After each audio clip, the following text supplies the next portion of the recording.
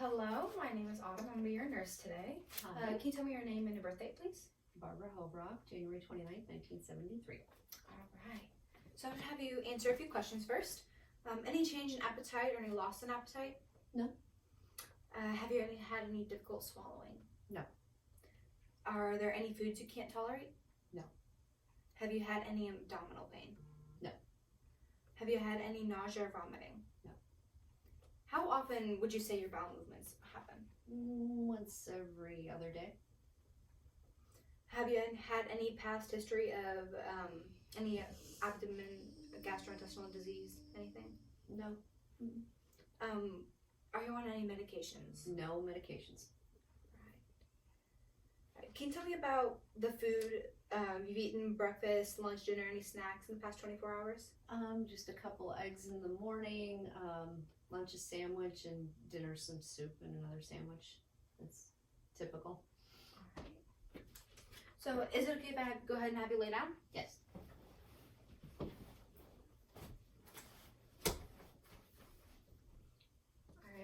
so I'm going to start with your abdominal assessment. Do you mind if we go ahead and lift your shirt up? Sure. Alright. So I'm going to inspect for contour and symmetry. So right away, this is my mom, so I do know after looking, it might not be visible all that much, but her ribs are off. One rib is down lower than the other. My sister's name's written all over that. So that would be something I would document, that her ribs are off, because then that would have difficulty when I'd be palpating for the spleen. So I would note that. There are no lesions, no rashes. I would note that there are stretch marks from past pregnancies. So I would note that down on her lower abdomen. But her abdomen is flat. Her umbilicus is symmetrical in the midclavicular line.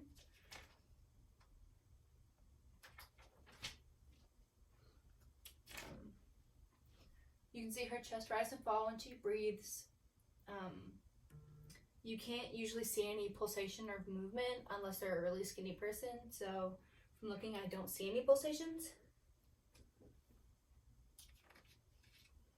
All right, so next I'm going to auscultate for bowel sounds.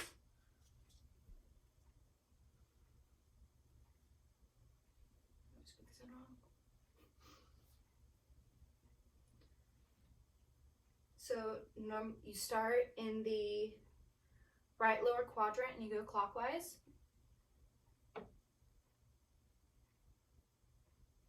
You usually listen for about 15 seconds.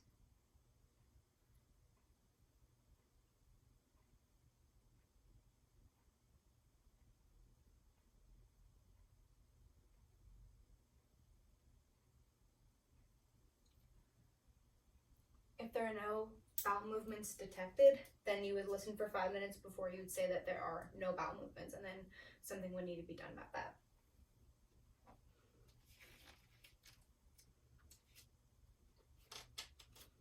Alright, so then we move on to percussion. So I would take my middle finger and I would percuss for tympani. I'd move in the same pattern that I did with auscultating. It should be clear down here, and then up here should be dull with the spleen and the liver.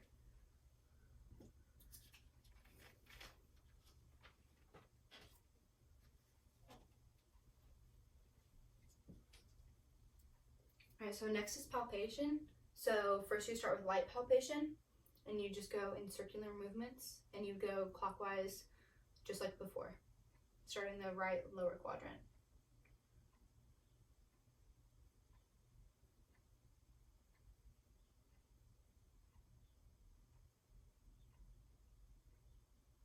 Alright, so there is nothing out of order, no abnormalities. So next to do a deep palpation, just normally with 2 hands, you need to press down about 5 to 6 centimeters.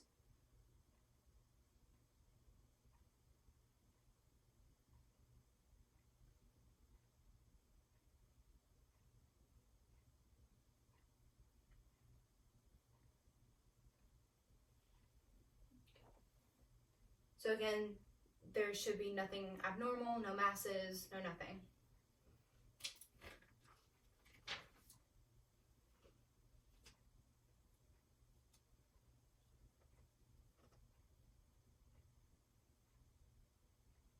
So next we palpate for specific organs. So one way you can find the liver is hooking your fingers underneath the rib. So can you go ahead and take it in a deep breath? All right, go ahead and let it out. Take another deep breath for me.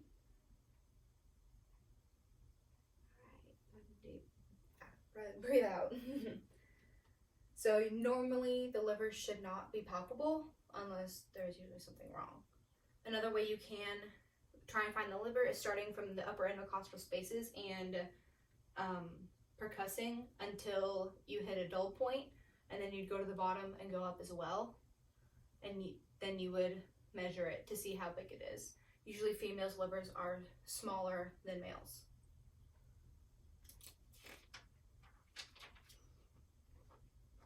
So then you would palpate for the spleen. So the spleen shouldn't be palpable either unless it's enlarged.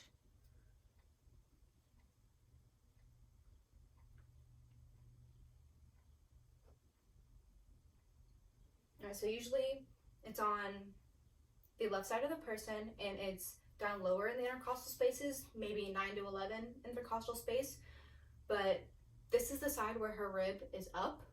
So I might actually have to go below her ribs or more so in the 12th rib and the false ribs to find it, since her ribs are jacked. In lamer terms.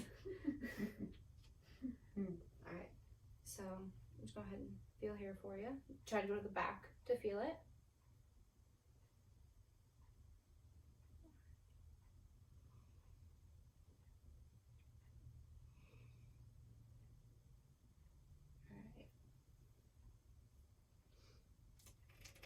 So spleen was not palpable, it shouldn't be palpable. If it is, there's a problem. It'd have to be 3 times its normal size to be palpable.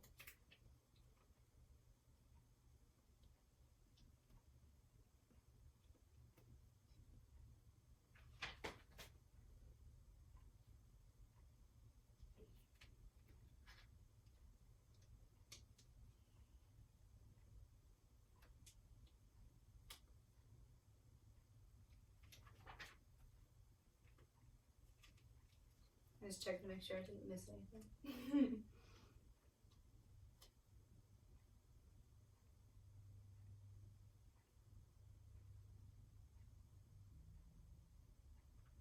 Alright, so I'm going to put my fingers down here, and this is the inspiratory arrest, the Murphy sign, basically checking to see if there's inflammation of the gallbladder. So you're going to go ahead and take a deep breath in and hold it. Let it out. Is there any pain with that? No. No? Then it's a negative Murphy sign.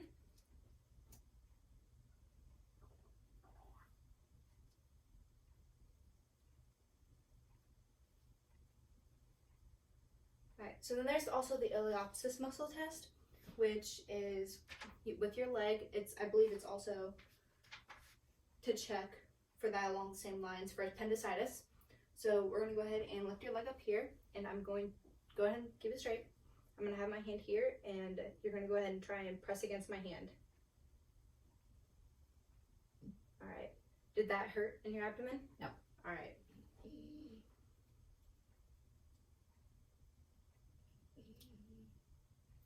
All right. And then the next one would be the obturator test, which this would also check for appendicitis. And we bring your leg up, go ahead and bend it. We're going to bring it 90 degrees, and we're going to bring it out this way. Yep. All right. Was there any pain with that? No. Nope. All right. Then you're all good.